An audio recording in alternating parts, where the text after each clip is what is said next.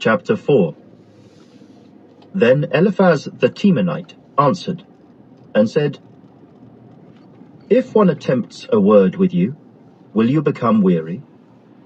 But who can withhold himself from speaking? Surely you have instructed many, and you have strengthened weak hands.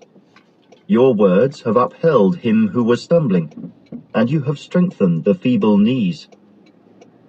But now it comes upon you, and you are weary. It touches you, and you are troubled. Is not your reverence your confidence, and the integrity of your ways your hope? Remember now, who ever perished being innocent? Or where were the upright ever cut off? Even as I have seen, those who plough iniquity and sow trouble reap the same. By the blast of God they perish, and by the breath of his anger they are consumed. The roaring of the lion, the voice of the fierce lion, and the teeth of the young lions are broken. The old lion perishes for lack of prey, and the cubs of the lioness are scattered. Now a word was secretly brought to me, and my ear received a whisper of it. In disquieting thoughts from the visions of the night, when deep sleep falls on men, fear came upon me, and trembling, which made all my bones shake. Then a spirit passed before my face. The hair on my body stood up. It stood still, but I could not discern its appearance.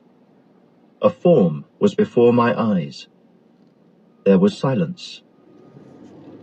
Then I heard a voice saying, Can a mortal be more righteous than God?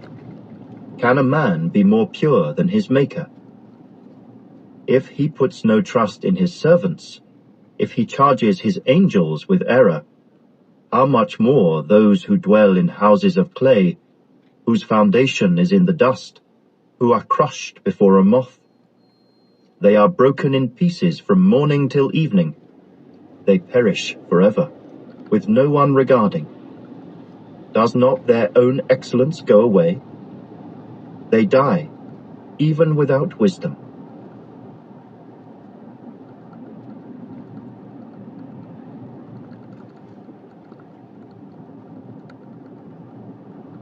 Chapter 5. Call out now. Is there anyone who will answer you? And to which of the holy ones will you turn? For wrath kills a foolish man, and envy slays a simple one. I have seen the foolish taking root, but suddenly I cursed his dwelling place. His sons are far from safety. They are crushed in the gate, and there is no deliverer.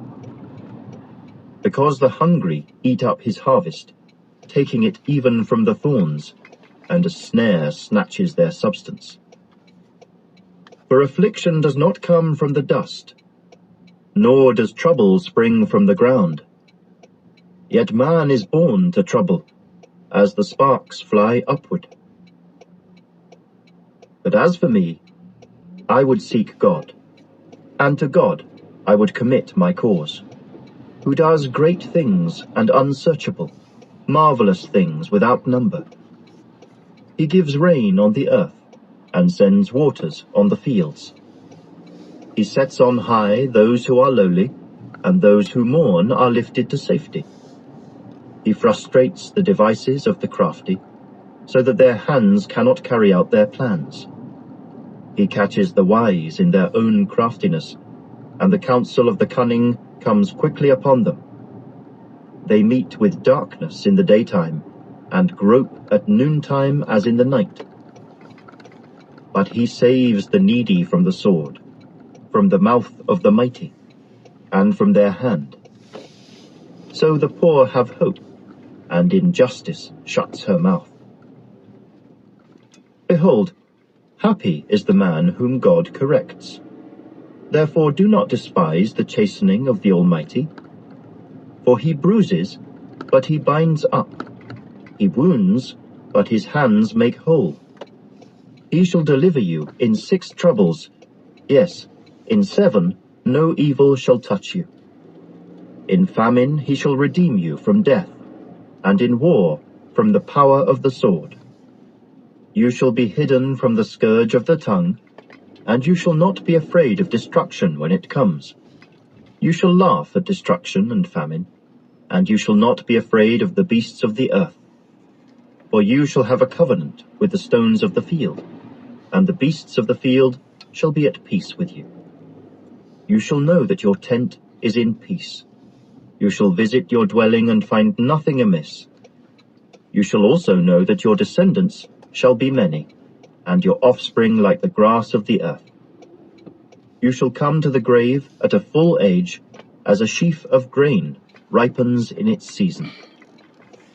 Behold, this we have searched out. It is true.